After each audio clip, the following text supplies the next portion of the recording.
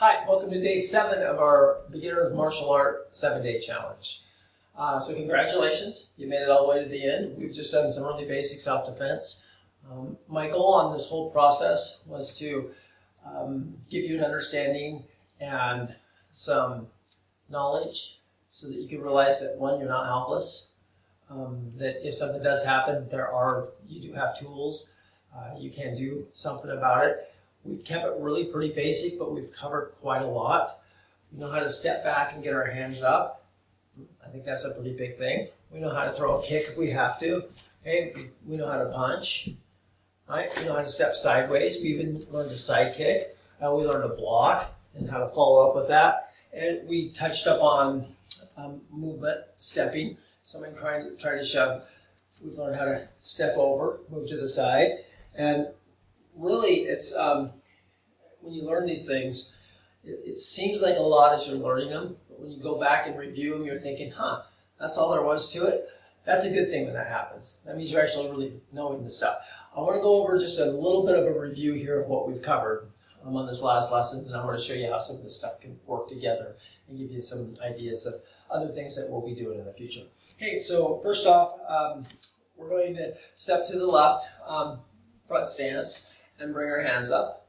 And then we're going to step to the right, bring our hands up. This is all just review. We're going to step forward to the left, bring the hands up. Forward to the right as the hands come up. We're going to step off to the right side as the hands come up. We're going to step to the left side as the hands come up. Okay, so now we're going to just add a little bit of a pivot. So I'm going to step forward with the right, and my hands are going to come straight up, and then I'm going to turn this direction. And I'm going to step to the left, my hands are going to come up, and then I'm going to turn this direction. So it's just a right step with a pivot, a left step with a pivot. Okay, so it's just, the pivot is just turning from a right position into a left position without having to go and move all the way around. Okay, so a good way to practice this is to step and turn immediately, okay, and then just stand up. Step and turn, and then stand up. Step forward and turn, and then stand up. Step forward and turn, and then stand up. Maybe step back and turn. And then start adding your hand motions, your kicks, your blocks. So that's kind of built in there, even though I know we haven't covered it, but it's a very natural thing to do. Since you've seen it, you already can do it. Now let's go back to the left. Let's get our hands up. Let's go ahead and practice a couple of blocks and strikes. Okay, so what we're going to do with our hands inside, okay, you're going to visualize that hand coming around. Okay, it's not a straight punch. It's going to be sort of a hook or a grab or a slap. All I want you to do is, with the left hand, intercept it, and then throw that second punch, or the cross punch in there. Okay, so it goes 1, hand comes back, 2. 1, hand comes back, 2. Okay, so it's 1, 2. 1, 2. Now I can go 1, 2. Now, if you come up here and throw the punch and leave the hand out there, nothing's really wrong with that. Eventually, I'll want you to get your hand back, and that hand will actually very naturally start to do that. But if you're practicing this and you find yourself leaving your hand out there, take note of it, but don't worry about it. It kind of fixes itself. It's just a normal thing. When the mind is thinking about the other thing and it hasn't done these movements enough, kind of forgets what to do. Okay, so it's going to be block, punch, block, punch, block, punch. Now it's one motion. 1, 2, 3, 4, 5, 6, 7, 8, 9, 10. Now for the same position, you can go to the other side, but for the same position, we just want to now add the kick. We want to get very comfortable in this position, either kicking, blocking, or punching. So we block and punch together. Now we can throw the kick. Toes up, hit with the ball of the foot, step back. Aim right for this area on your opponent. Okay? Kick, retract. 1, don't leave your foot out there no matter what. 2, 3, don't overextend. Don't go after the person. Don't drive the foot out there where you're going to fall into it. Okay, I want you to pull your knee up, snap your foot, and step back. Okay, ready? 1, 2, 3, 4, 5, 6, 7, 8, 9, and 10. Okay, now a good thing to add for your own practice would be to throw the kick in there and then throw a couple of punches and then pivot and then immediately kick again and throw a few more punches. Then pivot and maybe add a couple of blocks, then a few punches, pivot, add a couple of blocks, and eventually you'll start to understand that you actually have a lot of knowledge to use. You just have to think and get creative and use it in different ways. Every time you think of a new way of using this stuff, it ingrains the basics even more. Okay, so when you think about pivoting, blocking, and punching, that rising block just got a little bit better. Okay, now what I want to do now is go over a couple more self-defense techniques that we're going to do, a little bit newer stuff. In order to do this, I'm going to have an assistant here. Okay, so I have Laura right here. Hi. Okay, she's going to be she's going to be the good guy. I'm going to be the bad guy. Good person, bad person. Okay, so the first thing, common attacks, maybe getting grabbed, right? Wrist escapes are actually really easy to get out of, but people usually panic. And what we're going to do is learn a simple technique to get out of either equal grab or a double grab. In order to do this, we need to come up here a little bit closer to the camera. Okay, so when I grab the wrist, my strongest part of my grip is right here. Okay, hers is going to be the thinnest part. Okay, see, this is where it's thin. Okay, so if she can get that thin part through that where my thumb and my finger meet, that's going to be a lot easier to get out of. So if I were to grab her wrist, and she goes nice and slow. Okay, number one, you need to keep your arm in. Most people will kind of get their arm out to try to pull, and as soon as that happens, I actually have more control than I had before. Okay, now watch the difference. As I grab and turn her wrist here hard, she just drops that elbow in and pulls it up. Stop right there. She's already halfway out of this. Okay, this is probably the weakest part of my grip. Okay, all she has to do is keep that hand going straight back, and she's going to be free. Okay, now the idea is not to overturn or over panic, which is this motion. See how she's overturned? I helped her out a little bit here. That actually gives me something to grab. It gives me something to pull. This, however, breaks the grip almost every time. Now, she can use her body weight, so let's go back over here. By stepping back, and I'll grab both for this one. She's going to step back, lift her hands, keep her elbows in, hands come right up to the position, so you can step back and put your hands straight up to the defensive, hands back out, perfect. That's the same position we practiced from our neutral stance on lesson 4. Okay, so I grab, she escapes. Perfect. Okay, so in a wrist escape or any kind of grab, something to remember is that always what happens after the grab is going to be worse than the initial grab. Okay, so if I grab and she doesn't get out, what happens after I grab her is going to be worse than the grab.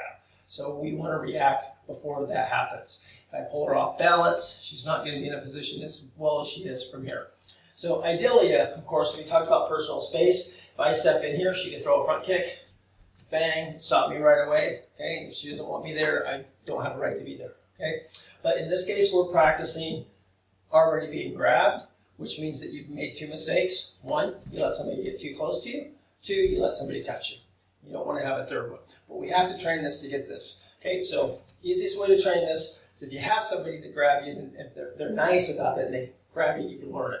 Go a little too crazy, I'll show you ways out of that. So I grab, she gets out. Bang, perfect, and back. Approach, grab, pull. Yep, let's do 3 more. Ready? 1, back, 2, back, and 3. Back. Okay, now, facing the camera. So now, if you're practicing this because you don't have somebody, but you saw how it works, put your hands not out, put them down, and then when you step back, bring up the thumbs, and make the thumbs go straight back behind, so they don't turn, the thumbs straight, and then get your hands back up. It's an easy way to remember. Okay, back. So step back, lift, hands out. Okay, step back, lift the hands straight up, and get it back. Perfect. We'll do 2 more. 1, lift and out, and 2. Got it. Okay, so that's a really simple wrist escape. If you grab my wrist for a second. Just for the record, if somebody is a lot stronger and bigger than you, and they've grabbed you tight, you probably know immediately whether you can get out of that or not. If you know you can't get out of it, struggling to get out of it is kind of a waste of your energy. So a couple of things you can do. You can just reach under and help it out with the other hand. Usually 2 arms are stronger than 1. You can do a loosening up technique, bang, and then pop out. So if I grab Laura's wrist here, and she automatically feels that I'm a lot stronger, she can soften me up with a front kick, bang, and step right back up and do the same exact movement, and then maybe follow up with a kick and a punch again. So there are ways that if you think, oh, I'm not strong enough, no, the technique still has to be learned though.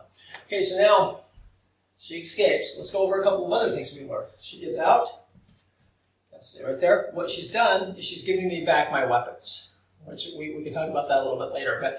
And I might be a little upset about that. So as soon as that happens, maybe I'm going to come around and try to punch her or slap her or grab her again, right? This is just that rising block that we did. Got it? So let's do it again. Okay, she's going to escape. Bang, I come around, she intercepts the hand. Okay, now obviously if she just stands there like this, I can still grab something, right? So she's going to have to slow me down. Or what we covered yesterday was let me start to worry about my defense. Okay, instead of her worried about being defensive, she turns offensive. So she punches, bang, that causes this area to come out. She fires that knee in there, boom, and shoves, and then she gets off, escapes to any angle that she knows is in.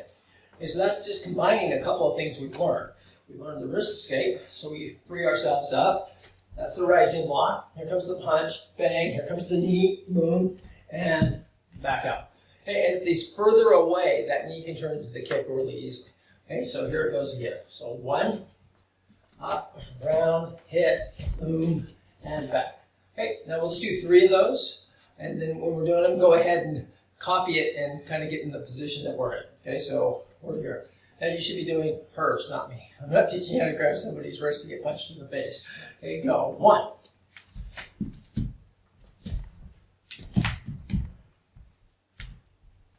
2. And last one, best one. 3. Thank you.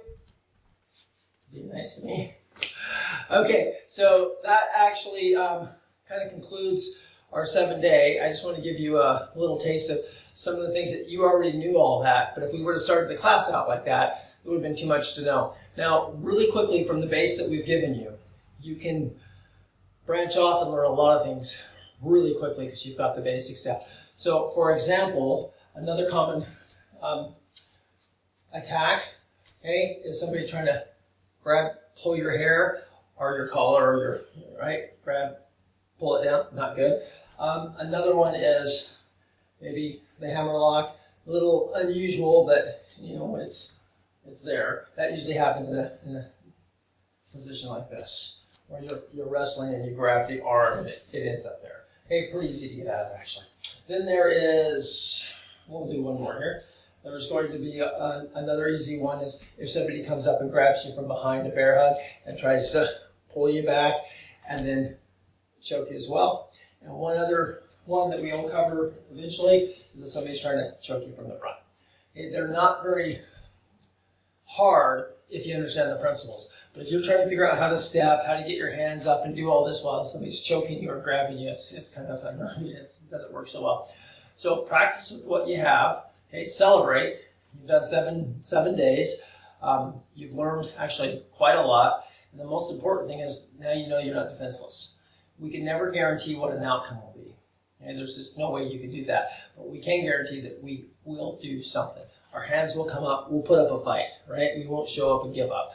Because the only way that happens is if you don't know anything. And by default, that's going to happen. If you don't know anything and you get a confrontation, you're giving up because, I don't want to say you mentally give up. I'm just saying that you don't have any tools to call on. If you have some tools, at least you now know kind of what to do. Okay, so thank Laura for being my demonstrator today. Thank you, Laura. Elbow bump.